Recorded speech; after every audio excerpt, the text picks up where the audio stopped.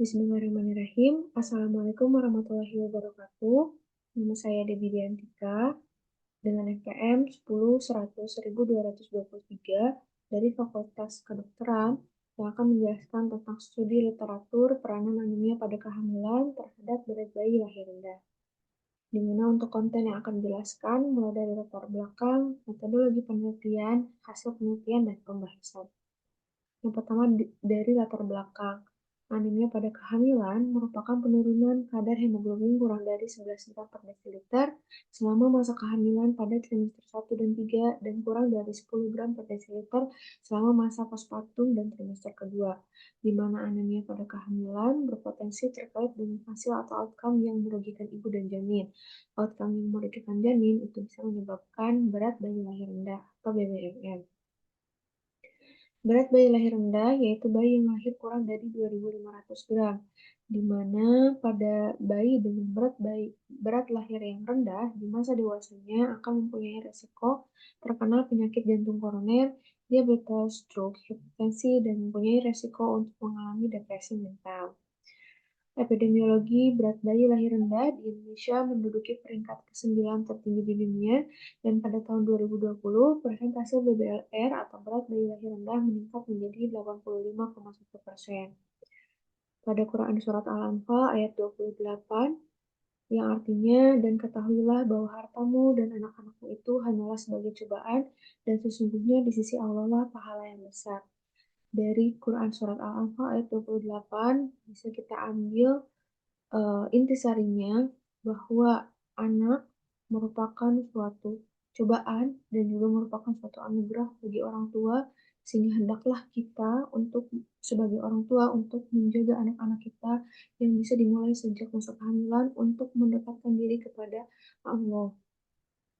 Nah, metode penelitian yang dilakukan pada penelitian ini adalah studi literatur dengan metode studi literatur berupa pengumpulan data, pustaka, lalu dibaca, dicatat, dianalisis, dan disimpulkan sehingga mendapatkan kesimpulan mengenai studi literatur.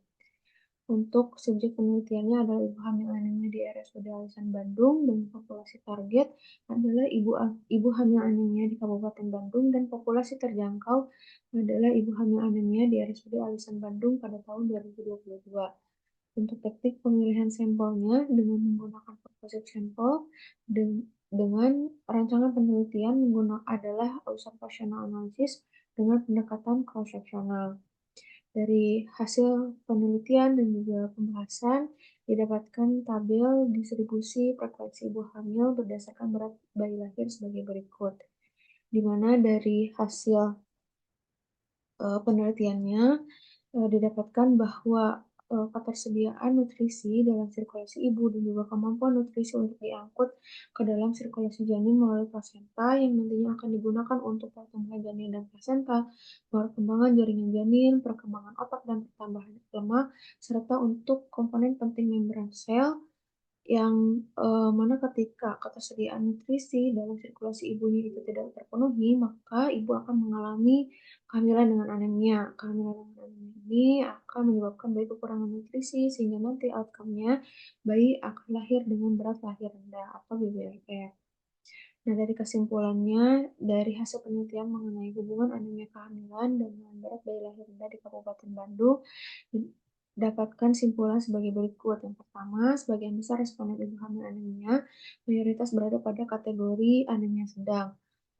Anemia pada kehamilan akan menurunkan kemampuan darah untuk mengangkut nutrisi ke dalam sirkulasi janin melalui plasenta yang akan mengganggu pertumbuhan dan perkembangan janin sehingga meningkatkan resiko berat bayi lahir rendah.